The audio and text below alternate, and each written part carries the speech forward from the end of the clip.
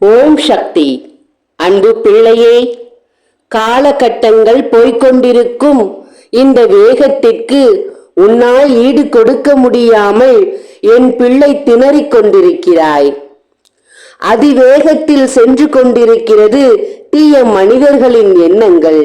கொடூர எண்ணம் கொண்ட மனிதர்களின் வேகத்திற்கு என் பிள்ளைக்கு ஈடு கொடுக்க முடியாது என்றுதான் நான் உன்னோடு கைகோர்த்து அந்த கொடூரர்களை அழிக்க வேண்டும் என்று நான் தங்கமே இன்று உன் வீடு தேடி வந்திருக்கிறேன். தெய்வங்கள் இல்லை, தெய்வங்கள் இருந்தால் இது போல என் வீட்டிற்குள் நடக்காது. அதுதான் என் வீட்டிற்குள் இப்போது தீய சக்திகள் விளையாடி கொண்டிருக்கிறது. தீய எண்ணம் கொண்டவர்களின் எண்ணங்கள் ஈடேறிக் கொண்டிருக்கிறது. தெய்வங்கள் என்று ஒன்று இருந்தால் இந்நேரம் என் வாழ்க்கையில் ஒளி வந்திருக்குமே. குல தெய்வத்தை கூட கட்டி போட்டு தெய்வத்தை வழிபடும் எண்ணத்தை கூட அழித்து விட்டார்களே என்னிடத்தில். வருத்தப்படாதே குழந்தையே, உயர்ந்திருக்கும் மலை நீ. எண்ணத்தில் ஒரு மலையைப் போல நீ உயர்ந்திருக்கிறாய். இந்த மலையிலிருந்து ஒரு கல்லை கூட ஆட்டி எடுக்க முடியாது அவனால்.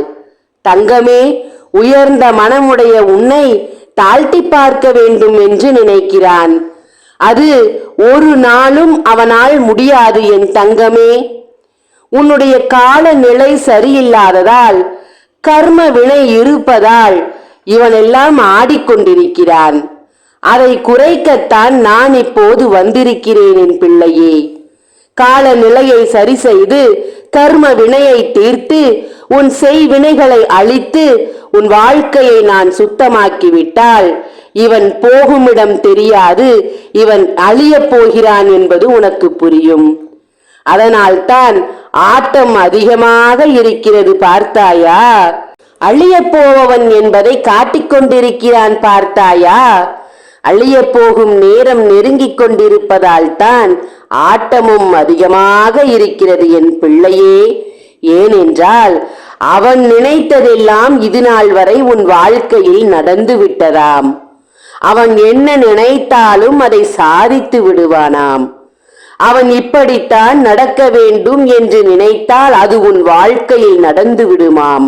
அந்த அகங்காரத்தில் தலைகரத்தில் ஆட்டம் அதிகமாகத்தான் இருக்கிறது என் தங்கமே. அவனுக்கு தெரியாது அவனின் ஆட்டம் முடிய போகிறது என்று. ஆடு, உன்னால் முடிந்தவரை ஆடு, நான் பார்த்து கொள்கிறேன் என்றுதான் இது நாள் வரை அவனை நான் கவனித்துக் கொண்டிருந்தேன். நான் கண்கள் இமைக்காமல் பார்த்து கொண்டிருந்தேன் அவன் என்ன செய்கிறான் என்று. அதனால் தான் அவ்வப்போது ஓடி ஓடி வந்து அவன் அதை செய்கிறான் இதை செய்கிறான் என்று உன்னிடத்தில் சொல்லி சொல்லி உன்னை ஜாக்கிரதையாக இருக்க வைத்தேன்.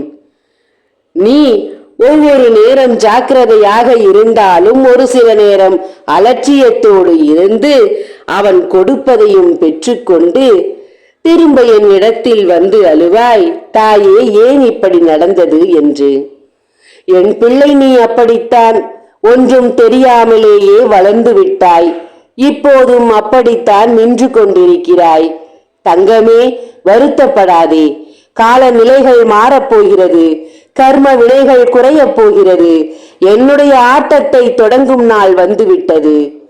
இன்று எதற்காக வாக்கு கொடுக்க வந்தேன் தெரியுமா? பஞ்சாயத்து வைக்க வேண்டுமாம். உனக்கான பஞ்சாயத்தை வைத்து அனைவரது முன்னிலையிலும் உன்னை தலை குனிய வைத்து ஒரு பாவ செயலை உன் தலையில் போட வேண்டும் என்று அவன் திட்டம் போட்டிருக்கிறான் என் தங்கமே. திட்டம் போட்டுக் கொண்டிருக்கிறான். அதை நாளை செயல்படுத்த வேண்டும் என்று திட்டம் போட்டிருக்கிறான். அதை செயல்படுத்த வரும் நேரமே அவன் காலை இடறிவிட்டு அவன் உயிரையும் பறிப்பேன் நான். அத்தனை பாவத்தை செய்து கொண்டிருக்கிறான் அவன். அவனை நான் இன்னும் வேடிக்கை பார்க்க மாட்டேன். உன் வாழ்க்கையை சரி செய்வதை குறிக்கோளாக எடுத்து விட்டேன். அதை சரி செய்யும் வரை என் கண்களுக்கு உறக்கமில்லை என்று முடிவும் எடுத்து விட்டேன். உன் தாய்க்கு உறுதுணையாக இருப்பாயா? உன் எதிரியை அழிக்கலாமா? உனக்கு வேண்டாதவனை ஓட ஓட விரட்டலாமா? உன் செய்வினைகளை அழிக்கலாமா? என் கையோடு கைகோர்ப்பாயா நீ?